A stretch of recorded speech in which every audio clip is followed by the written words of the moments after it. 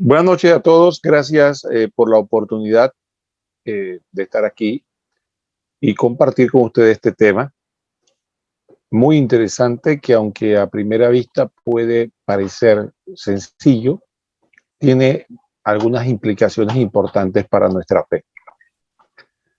Como todos saben, desde el Antiguo Testamento siempre se consagró o se declaró como sagrado el sábado. Cuando leemos el libro del Génesis, observamos que el sábado es el séptimo día, cuando dice las Escrituras que el Señor terminó la obra de creación y por lo tanto lo declaran como el día en que Dios descansó. Pero efectivamente ese término Dios descansó tenía connotaciones espirituales, porque evidentemente el pueblo de Israel sabía que Dios como tal no se cansaba, sino que había un momento, un espacio para el descanso, la meditación, la contemplación. Y aunque el Génesis nos presenta ya desde la obra de creación el sábado como ese día de contemplación, de meditación, el cual le dedicábamos al... Me parece que alguien tiene un micrófono encendido, no sé, Carlos. Entonces, sí, ya listo.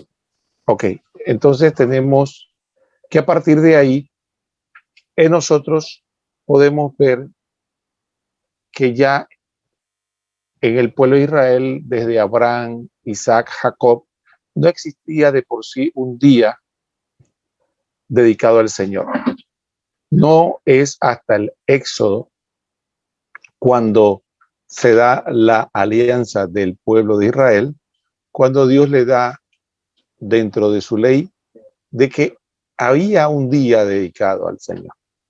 Y ese día era el séptimo día. Y recordemos que ese séptimo día tenía connotaciones no solo de la alianza, sino también de la liberación. Recordemos que la alianza empieza diciendo, recordando que el Dios sacó al pueblo de Israel de los 400 años de esclavitud de Egipto, con mano poderosa y brazo extendido. Y recuerda, Israel, que Dios te liberó. Y entonces, a partir de ahí, como un gesto del pueblo liberado por Dios, se dan entre la alianza los 10 mandamientos. Y los 10 mandamientos recogen un mandamiento específico para dedicar al servicio de Dios. Entonces tenía una connotación importante, no solo en el aspecto, digamos, espiritual de culto, sino en el aspecto de la alianza, de la liberación del pueblo de Israel. De ahí que también la carta a los Hebreos nos presenta la connotación de que el día de descanso también se convirtió en no solo en un día, sino en un concepto. Por eso en la carta a los Hebreos nos recuerda que los que pecaron en el desierto no entrarán en mi descanso. Ese descanso ya no es solamente el descanso de la fatiga física normal o incluso intelectual, sino un descanso más profundo.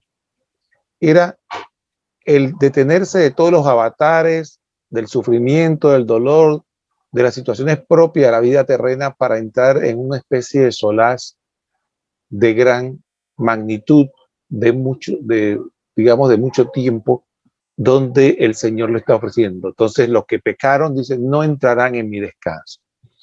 Ya la carta a los Hebreos nos presenta ese descanso como es entrar en la tierra prometida, como es entrar en comunión con Dios. Entonces vemos que ya el sábado como descanso, el sábado como tiempo de culto a Dios tenía connotaciones de contemplación, de oración, de entrega a Dios, de recordar la alianza y también era símbolo de un descanso mayor, un descanso que ya no solo era una tierra de promisión que Dios le prometía a su pueblo, sino un descanso más grande. Descanso que se da en otro momento, que es cuando nos encontramos con Dios. El no entrarán en mi descanso era también el que no iban a entrar en esa comunión con Dios. Entonces vemos todas esas connotaciones de que efectivamente el día de culto a Dios, el día de descanso, tenía ese aspecto espiritual. De hecho, cuando vemos el Nuevo Testamento, vemos que Jesús le da una reinterpretación al sábado y le presenta al pueblo de Israel, sobre todo a los fariseos, de que no se trataba tanto ni era tan importante para Dios el cesar las actividades laborales como el seguir en comunión con Dios, en seguir en la misericordia de Dios, en amar al prójimo, en realmente, como decía él, sacrificio, no quiero sacrificio, sino misericordia. Por lo tanto, él le explica al pueblo de Israel que eso que ellos entendieron, ese descanso que ellos entendieron, ya no era solamente un descanso de no hacer trabajos físicos, sino que tenía una connotación más bien espiritual. Recordemos que Dios es espíritu y los verdaderos adoradores lo adorarán en espíritu y en verdad. Sin embargo, efectivamente, también tenemos como dato curioso que explicar que el Sabbat, que era lo que el pueblo de Israel le había recibido de Dios, que Israel guardaba, tenía una base lunar. No es igual al calendario que tenemos nosotros, que tiene una base solar. El calendario judío, que guardaba todas sus fiestas, tenía por base la fase de la luna. Y los días de la semana tenían una dimensión diferente a la que conocemos nosotros. Entonces, por lo tanto, también es un error, como muchos piensan, confundir el sábado de nuestra semana con el sábado, el Sabbat del pueblo de Israel, por esa realidad temporal. Sin embargo, los hebreos, después del cristianismo, cuando ellos igual adoptan el calendario solar que tenemos nosotros, ellos deciden continuar guardando el sábado del calendario solar como un medio de continuar cumpliendo la ley. Sin embargo, esa acotación es importante para nosotros, para que entendamos que efectivamente para ellos también el sábado tenía una connotación también simbólica, religiosa, porque si hubieran sido de esta manera no estarían cumpliendo específicamente el Sabbat por esto que acabo de explicar. Entonces, ahí vemos que el sábado ya Jesucristo nos muestra que tiene una connotación mucho más amplia y que efectivamente el sábado es el séptimo día de la semana. Para el pueblo de Israel, el último día de la semana. Nosotros a veces en los calendarios nos confundimos porque vemos que aparece al final de la semana, da la impresión el domingo, ¿no? Y da la impresión de que el domingo fuera el último de la semana cuando no lo es el sábado. Y el domingo inicia la semana, es el primer día de la semana, aunque algunos calendarios generalmente inician la semana el lunes, pero esa sería la semana laboral. Entonces, siempre es importante recordar eso. El sábado es el último o séptimo día de la semana y el domingo es el primer día de la semana. Esta connotación es importante. ¿Por qué se llama domingo y no primer día de la semana?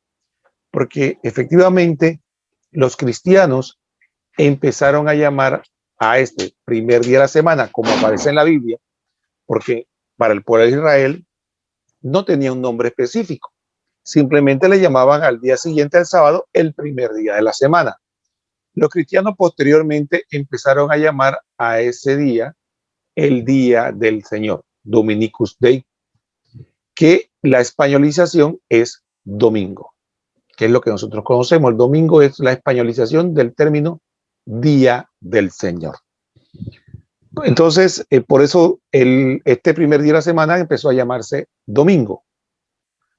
Pero ustedes saben, como ustedes se imaginarán, si bien es cierto, los hebreos le llamaban a este primer día de la semana, así de la misma manera, solamente le daban un numeral, y los cristianos empezamos a llamarle el Día del Señor o domingo en español. Los paganos le tenían también un nombre y le llamaban el Día del Sol, el que coincidía con lo que sería el día siguiente al séptimo día, o primer día de la semana, o domingo, o Día del Señor. Para los paganos, sobre todo los romanos, se le llamaba el Día del Sol. De hecho, en inglés todavía tiene esa connotación. Recordemos que domingo en inglés no se le llama domingo, se le llama Sunday. Entonces, eso nos demuestra la connotación que en el idioma inglés todavía conservó el concepto ese de el Día del Sol. Entonces, por lo tanto, ¿esto por qué lo explicamos? Porque esto nos permite también la interpretación. Imaginémonos que usted está en un ambiente no cristiano, y en ese ambiente no cristiano usted tiene que explicarle a alguien que no es cristiano qué día usted y por qué usted le daba culto a Dios. Entonces usted tendría que usar la terminología que le era propia, le era entendible a los paganos.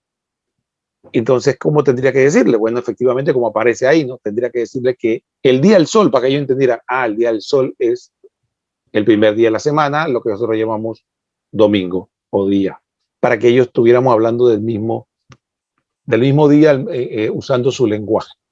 Básicamente eso fue lo que hizo San Justino.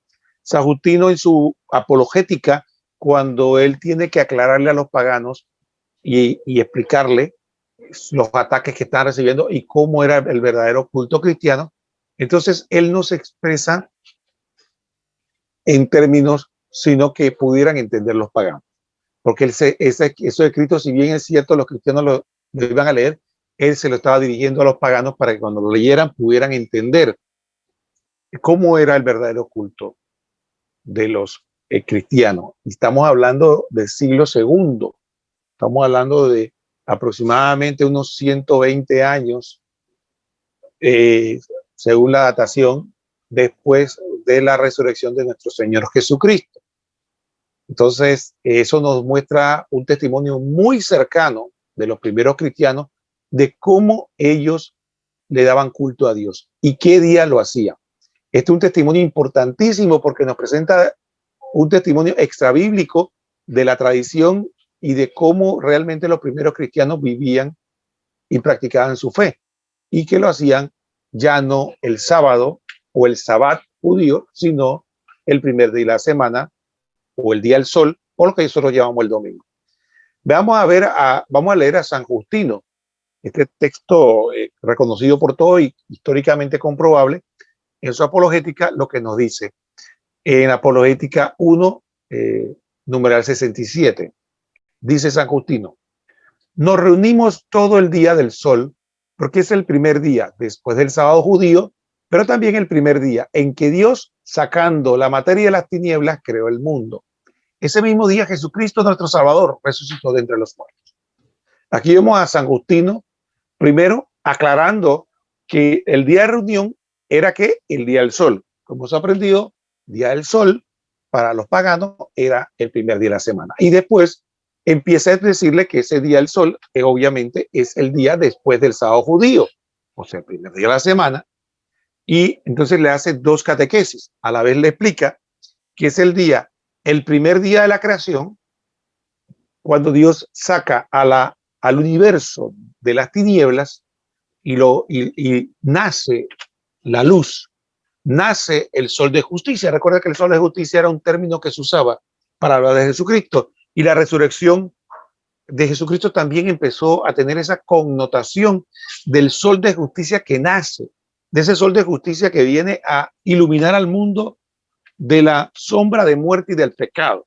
Por eso se hacía la asociación de que el primer día de la semana, igual que Dios sacó de las tinieblas, de la oscuridad, de la nada, de la misma manera, desde el punto de vista de la espiritual, de la salvación, de la redención, Jesucristo con su resurrección ilumina toda la creación y la libera de la esclavitud y de la muerte y de la oscuridad del pecado.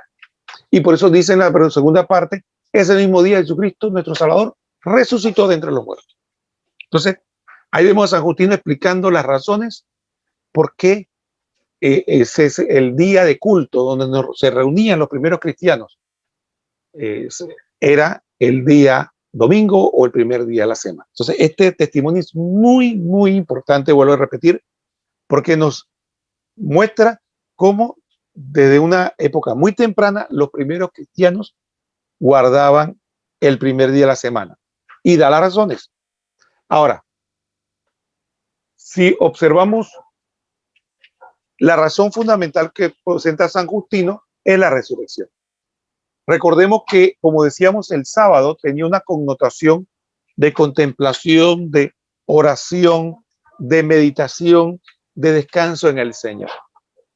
Y de también de la liberación del pueblo de Israel. Recuerda, Israel, que el Señor te liberó de Egipto, de la esclavitud de Egipto. La antigua alianza tenía una connotación y tenía un día, por decirlo así, que recordaba esa liberación, ese descanso, ese Señor. Pero rápidamente los cristianos empezaron a descubrir que ya la fe en la salida de Egipto, la fe en la actuación de Dios en el Antiguo Testamento, no era el fundamento del Nuevo Testamento, sino que era el misterio pascual, la pasión, muerte y resurrección de Cristo, que nos libera de la muerte y el pecado, cuya cumbre es la resurrección.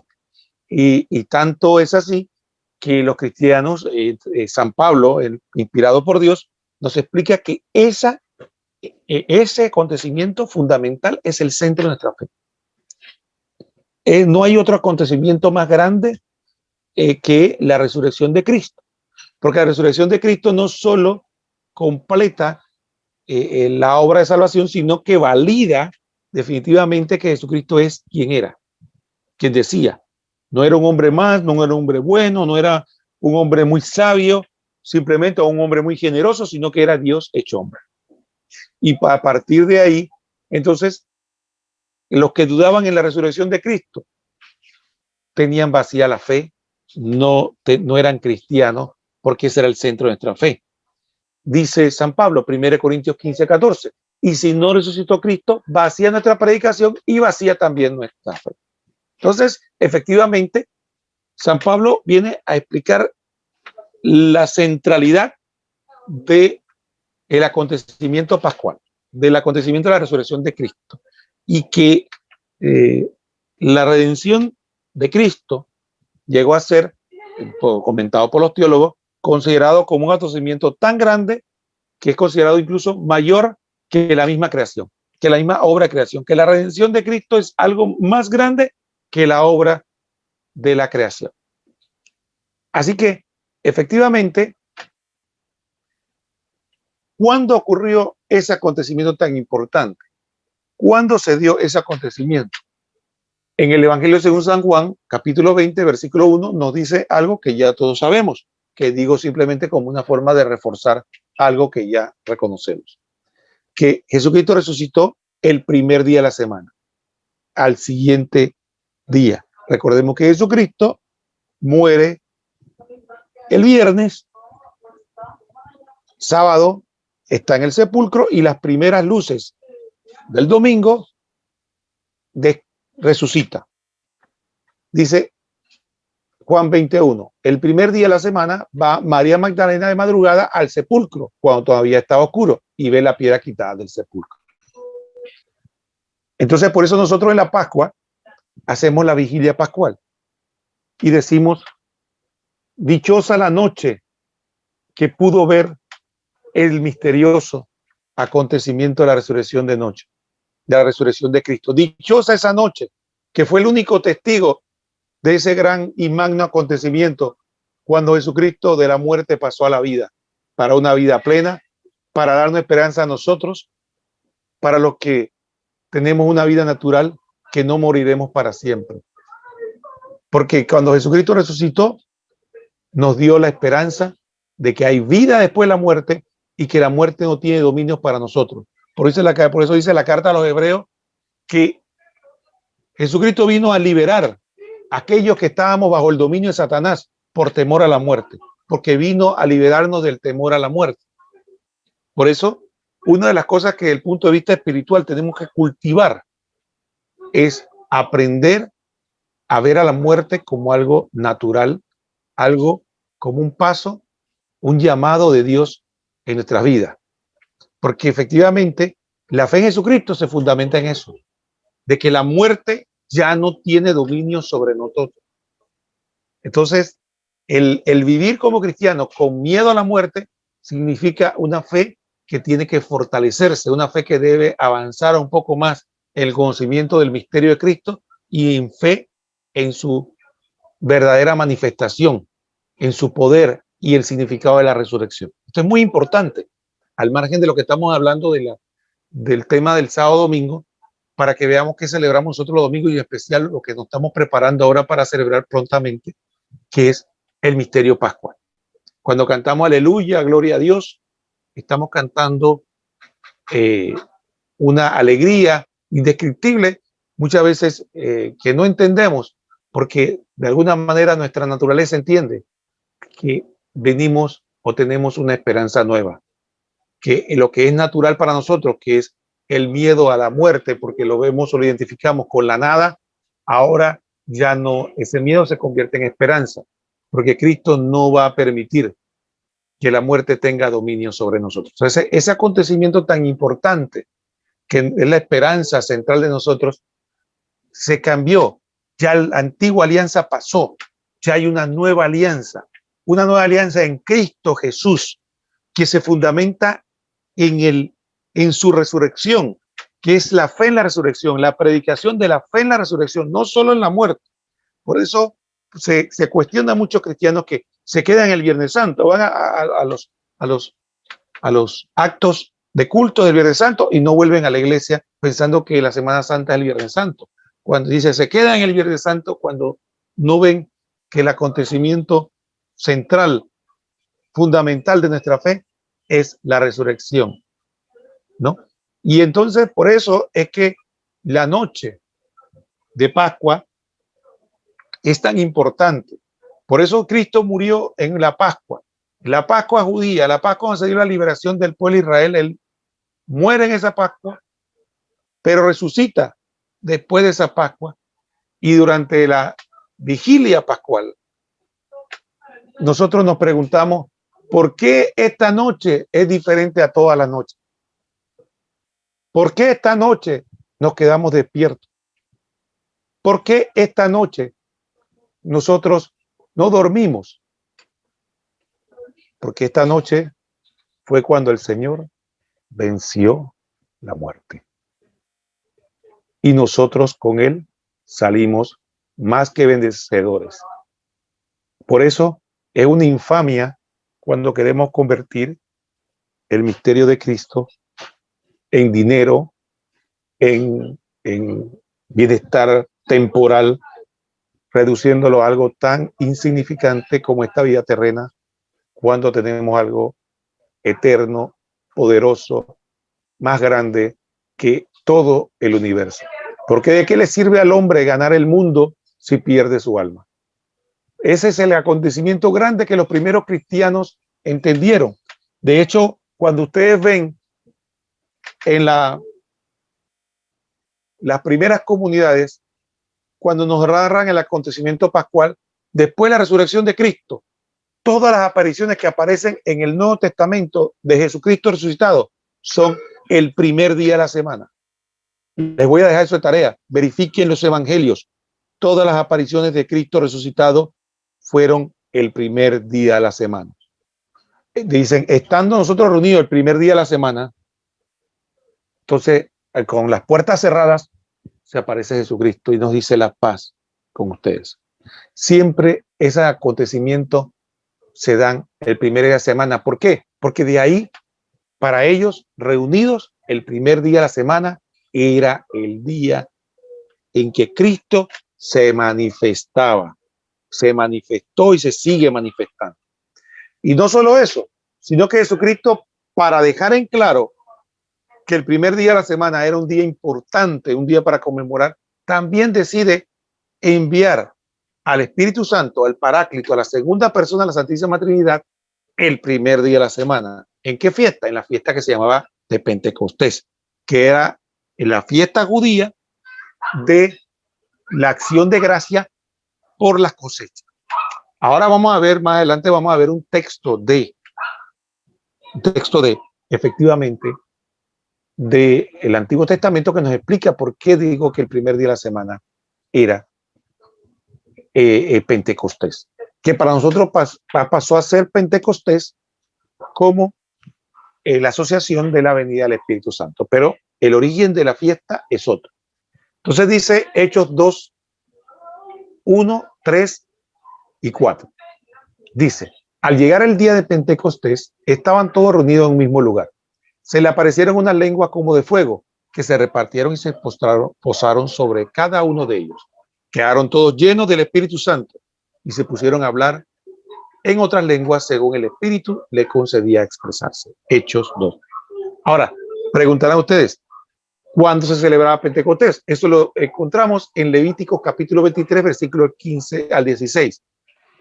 La fiesta de Pentecostés o la fiesta donde se celebraba de las gavillas, le llamaban algunos, otro era de las cosechas, era cuando el pueblo de Israel le daba gracias a Dios por el haberle dado la comida. Esa fiesta se celebraba después de la Pascua y tenía instrucciones muy concretas, que era que tenía que pasar exactamente 7 semanas completas después de la Pascua y después de pasar las 7 semanas, que eran 7 por 7, 49, entonces el día siguiente a ese séptimo día o ese séptimo sábado que se contaba, completaba los 50 días y ahí te daba la cincuentena. Por eso la fiesta de Pentecostés se empezó a llamar Pentecostés, como la fiesta de 50, los 50 días. Entonces también, por eso se completaban, era necesario completar las 7 semanas y después el primer día de la semana, es decir, el día siguiente al sábado, cuando se completaban las 7 semanas, los 50 días, entonces se celebraba Pentecostés. Por eso nosotros también tenemos lo que se llama la cincuentena pascual, porque esa cincuentena tiene connotaciones. Efectivamente, recordemos que Jesucristo resucita y después queda 40 días con sus apóstoles y después le dice que se queden orando.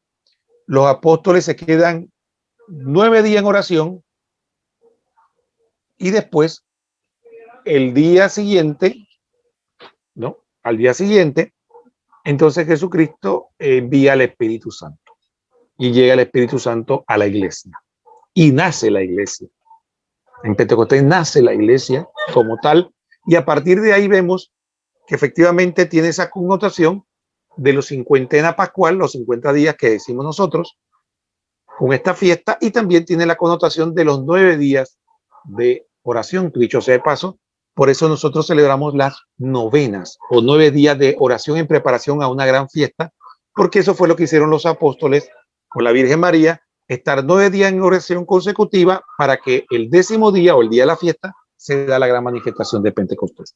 De ahí surgen las novenas cristianas. Entonces, aquí vemos, vamos a leer lo que dice Levítico una vez explicado, para que veamos el sentido que dice, que decimos que por qué el Espíritu Santo decimos que vino el primer día de la semana. Dice así: también contarán 7 semanas a partir del día que se entregue la gavilla ofrecida con el gesto de presentación, o sea, a partir del día siguiente al sábado. Las semanas deberán ser completas.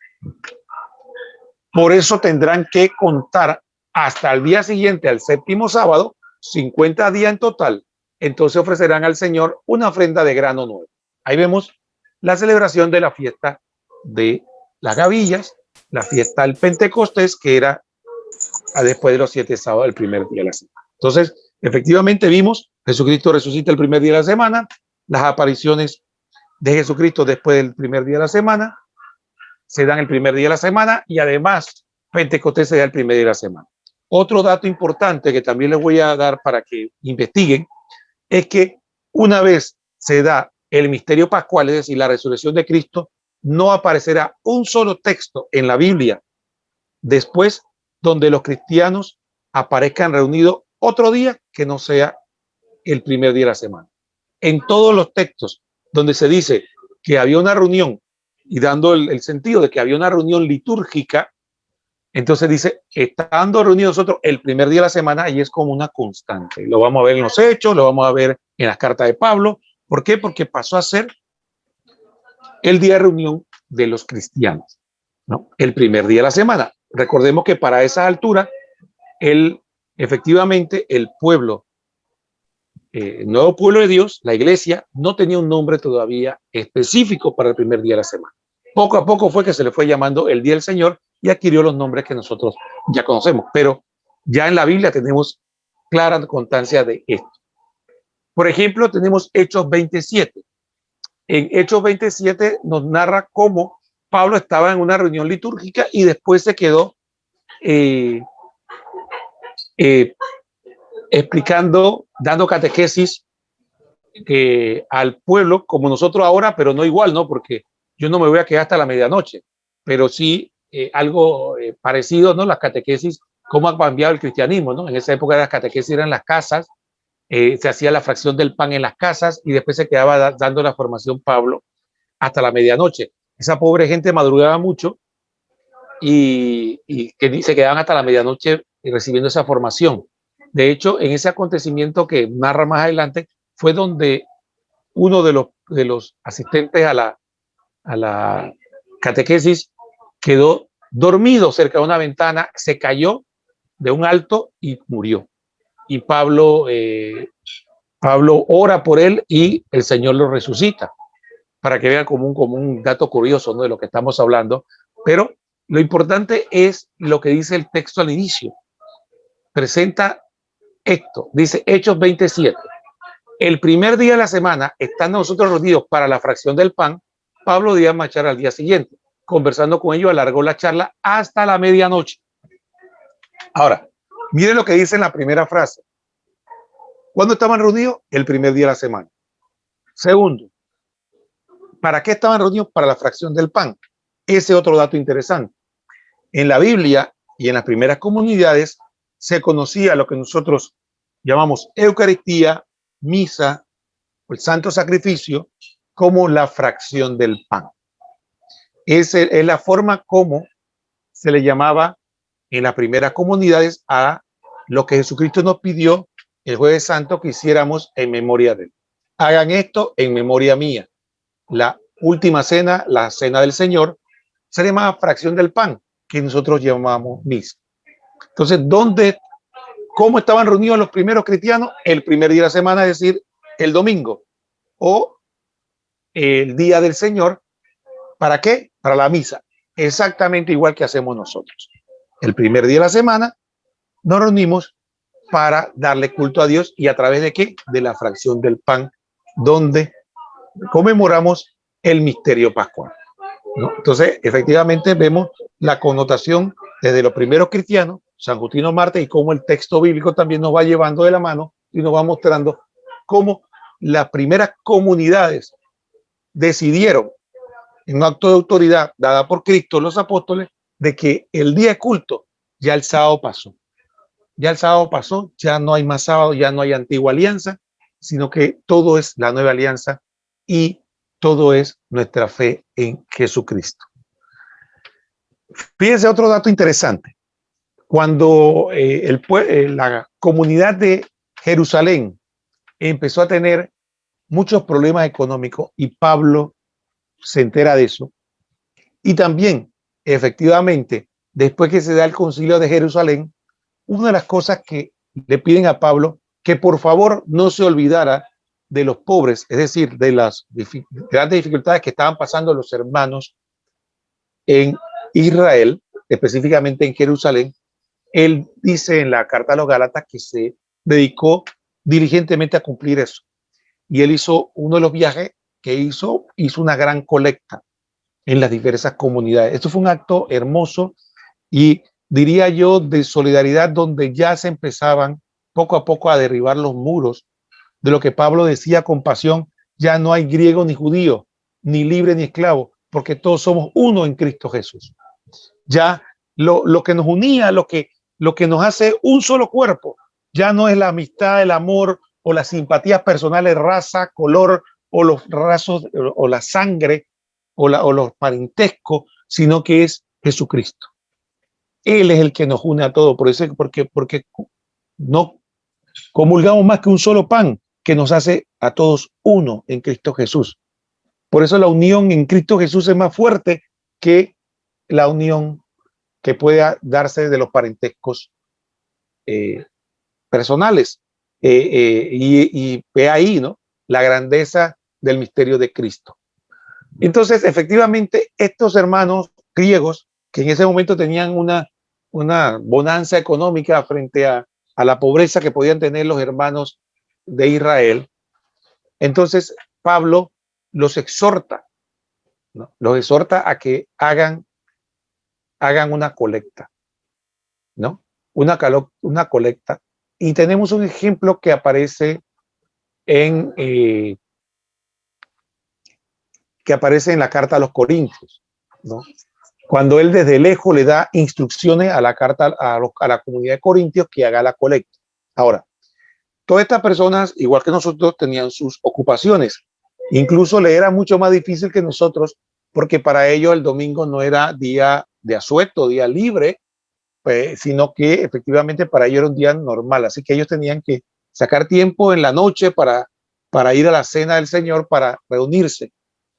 Entonces, no era que estaban reunidos todo el tiempo ni tenían esa oportunidad. Así que Pablo, por un asunto meramente logístico, le dice: ¿cuándo es el mejor momento para hacer esas colectas o recoger el dinero para la comunidad de Jerusalén que está necesitada? Bueno, el día que se reunían los cristianos para dar culto a Dios.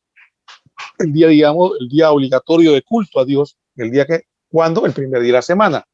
Por eso Pablo le da esa instrucción a la carta a los Corintios, le dice que el primer día de la semana hicieran la colecta y que no hicieran como a veces hacemos los panameños, que esperamos la última hora.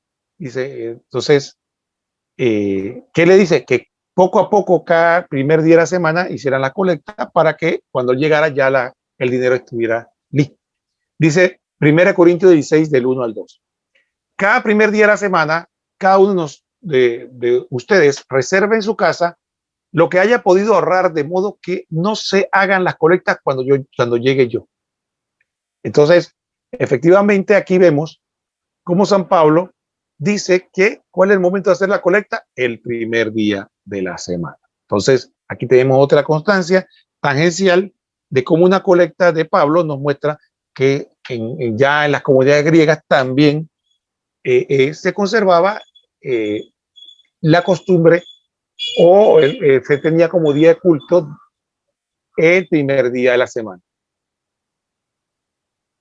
Pero efectivamente, entre las comunidades cristianas también habían los que llamaban los judaizantes. Entre ellos había muchos de esos exfariseos que se convirtieron al cristianismo, pero que conservaban aquellas ideas de que sí, había que seguir a Cristo, pero que no había que dejar de seguir las costumbres de la antigua alianza. Había que cumplir la ley.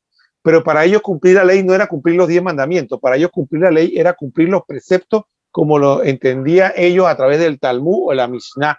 Era la interpretación que hacían ellos de la antigua alianza, que tenían muchísimas leyes y reglamentos que aparecen, muchos de ellos en los Levíticos y otros eran en los comentarios de los rabinos o de los maestros. Entonces, eso hizo un cúmulo de, digamos, de costumbres, de forma de culto que ellos consideraban que había que continuar para ser fiel a la antigua y a la nueva alianza. Sin embargo, como saben, San Pablo nos enseña que ya no hay tal cosa como una fe en la que tenemos que guardar la antigua alianza, sino que todo es nuevo en Jesucristo. Y tenemos que, lo más importante es la fe en Jesucristo.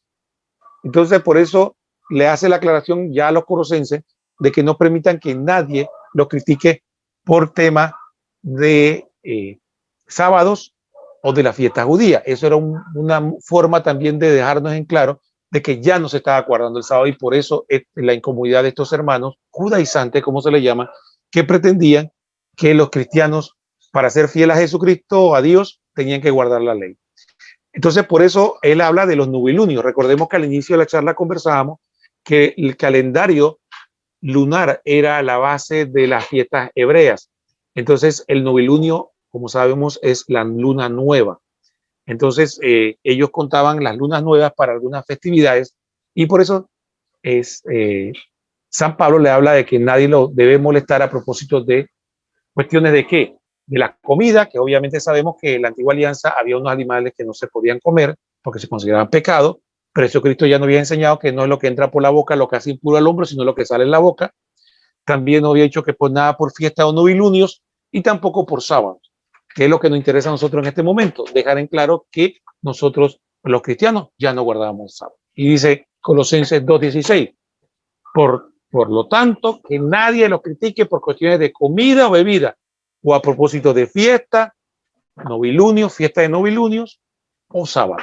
Entonces aquí vemos claramente que ya las primeras comunidades empezaron a separarse, no solo de las costumbres hebreas, sino del templo. Ya los cristianos no sentían que tenían que acudir al templo de Jerusalén para adorar a Dios, sino que los verdaderos adoradores de Dios lo hacían en espíritu y en verdad. Y ya el culto no era matar un cordero. Por eso dice la carta a los hebreos, ya no es